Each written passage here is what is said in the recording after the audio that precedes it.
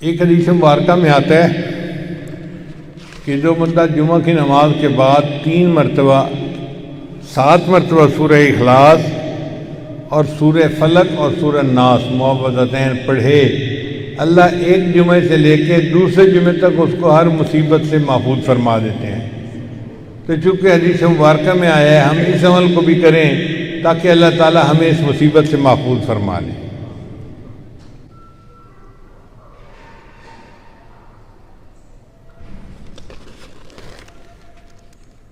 قرآن مجید کی آیت ہے، اللہ تعالیٰ ارشاد فرماتے ہیں وَضَرَبَ اللَّهُ مَثَلًا قَرْيَةً، اور اللہ مثال بیان فرماتا ہے ایک بستی والوں کی، کانت آمنۃ مطمئنہ، یہ میں امن بھی تھا اطمینان بھی تھا۔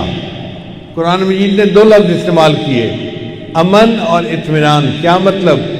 کہ باہر سے دشمن کے حملے کا خطرہ نہیں تھا، امن تھا، اور اندر کے خلفشار کا بھی کوئی ڈر نہیں تھا، اطمینان بھی تھا، نہ باہر کا ڈر نہ اندر کا خوف، ایسا پرسکون ماحول تھا۔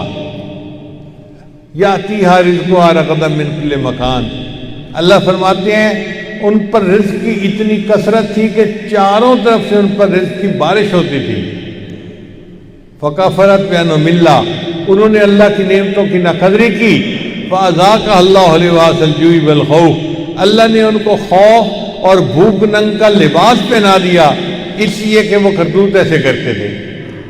اگر آپ غور کریں تو ہمارے اس ملک کی پوری صورتحال اس آیت کے اندر بتائی گئی ہے۔ تو اللہ نے ہمیں بھوک ننگ اور خوف کا لباس پہنا دیا، اس لیے کہ ہم نعمتوں کی ناقدری کرتے تھے۔ اب ہم اگر چاہتے ہیں کہ اللہ تعالیٰ نعمتیں دوبارہ ہمیں دے دے تو اس کے لیے ہمیں گناہوں سے توبہ کر کے نیکی کی زندگی کو اختیار کرنا چاہیے تاکہ اللہ ہم پر رحمت کی نظر فرما دے۔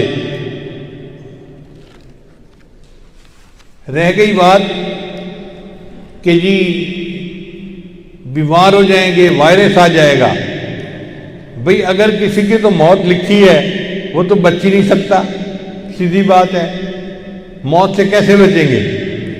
وہ کسی نے سادھو کو کہا تھا کہ جی فلاں بندہ تو مرتے مرتے بچا ہے، اس نے کہا بیٹے وہ بچتے بچتے مرے گا، تم جو کہتے ہو نا کہ مرتے مرتے بچا ہے، وہ بچتے بچتے مرے گا، مرنا تو ہے ہی صحیح، ہم اس وائرس سے بچ تو نہیں سکتے۔